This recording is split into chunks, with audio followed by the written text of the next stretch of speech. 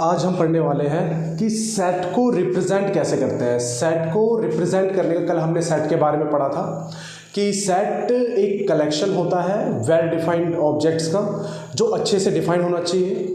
और आज हम कुछ एग्जांपल्स भी करेंगे, इसके बारे में पूरा डिस्कस करेंगे। इसके एक्सरसाइज जो है, जो क्लास 11th का टॉपिक है सीबीएसई का, तो उसके एक्सरसाइज के कुछ क्वेश्चंस भी करेंगे ताकि हर डाउट्स जो है आपके वो क्लियर हो सके। अब यहाँ पर अगर मैं बात करूँगा तो सेट को रिप्रेजेंट कैसे करते हैं, कैसे दिखाते हैं, तो ये दो तरीके के हम रिप्रेजेंट कर सकते हैं इसको, दो तरीके से।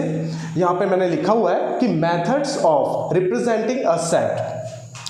रोस्टर फॉर्म, जिसको हम टेबुलर फॉर्म भी कहते हैं, एक्चुअली में इस फॉर्म में जो है एलिमेंट्स लिखे जाते हैं सेट के। सेट को हम इसमें प्रॉपर डिफाइन करते हैं, हमको दिखाना होता है कि सेट में एलिमेंट्स हैं कौन कौन से। और सेट बिल्डर फॉर्म जो होता है सेट को दिखाने का, इसमें हम रूल डिफाइन करते हैं या इसकी प्रॉपर्टी को मेंशन करते हैं कि प्रॉपर्टीज आखिरकार है कैसी। एक एग्जांपल लेंगे तो जिससे हमें प्रॉपर तरीके से पता चल जाएगा कि रोस्टर फॉर्म और सेट बिल्डर फॉर्म जो है वो होते क्या है और सेट को दिखाते कैसे हैं इन दोनों के फॉर्म में। तो एक एग्जांपल लेंगे। रोस्टर फॉर्म में अगर मैं बात करूंगा तो ये एक सेट है, जैसे कि मैंने कल भी बताया था, AEIOU। तो यहाँ पर मैंने मेंशन किया है, यहाँ पर ये सेट है, सारे एलिमेंट जो है डिस्टिंक्ट हैं और यहाँ पर मैंने प्रॉपर बता रखा है कि एलिमेंट्स हैं कौन कौन से। ये AEIOU ये सारे के सारे वॉवेल्स हैं और ये सारे एलिमेंट्स या मेंबर्स मुझे प्रॉपर दिखाई दे रहे हैं इसमें। पर अगर मैं इसी को सेट बिल्डर फॉर्म में लिखूं तो यहाँ मैं लिखूंगा X सच दैट। ये सच दैट की जगह मैं दो डॉट से रिप्रेजेंट करता हूँ। एक्चुअली में होता क्या है, सेट बिल्डर फॉर्म को जब हम दिखाते हैं तो इसमें X लिया गया है और ये सिंबल जो होता है, ये सिंबल होता है सच दैट का। और X ऐसा होगा या such that X is a vowel. तो यहां मैंने एक रूल या एक प्रॉपर्टी डिफाइन की है, एलिमेंट्स को नहीं लिखा है मैंने सेट में। यहां पर सेट को रिप्रेजेंट तो किया गया है, पर मैंने यहां बताया X ऐसा होगा या X such that X is a vowel.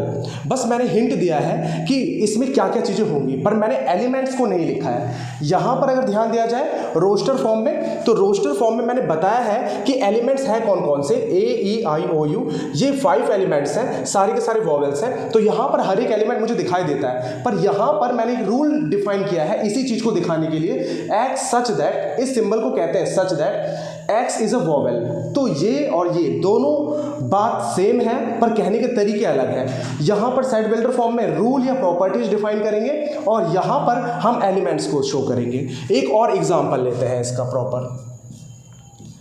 अगर मैं यहाँ 1 2 3 अप टू इन्फिनिटी अगर यहाँ पे लिखूँ मैं, तो मुझे पता है 1 2 3 4 ये नेचुरल नंबर होता है। तो एक्चुअली में ये है n या a, ये है सेट ऑफ नेचुरल नंबर्स। या तो मैं इस तरीके से लिख सकता हूँ और या मैं लिख सकता हूँ X such that X is a natural number.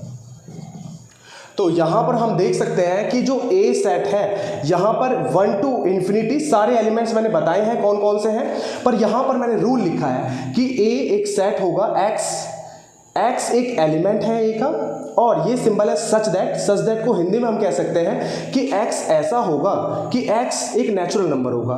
तो यहाँ पर मैंने रूल बताया है और यहाँ पर मैंने सारे एलिमेंट्स बताए हैं। तो ये इस तरीके से रिप्रेजेंट कर सकते हैं किसी सेट को रोस्टर फॉर्म में और सेट बिल्डर फॉर्म में। थोड़ा सा अब हम ट्रिकी टाइप के क्वेश्चंस करेंगे।